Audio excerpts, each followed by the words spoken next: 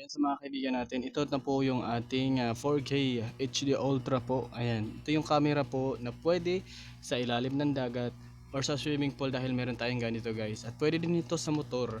Bakit? Kasi guys, syempre meron ditong pangpasok po.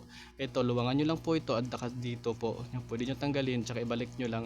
Pagkatapos masilid po dito yung manubela ng motor. Ayan. Napaganda mo nito, madali lang po ito, no. Kung tanggalin niyo lang po sa pamamagitan po ng ganyan. Kasi pwede niyo itong madala-dala po. Tsaka kung nasa dagat na kayo guys, pwede din niyo itong i-open niyo lang to dito po. Ayan. Ganyan niyo lang. Tapos ayan. Ayan, isilid niyo lang to.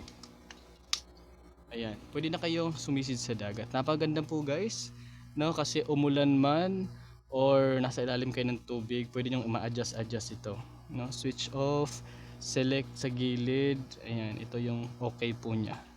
Kaya i-check out na sa yellow basket natin guys, no? Kasama na po ito.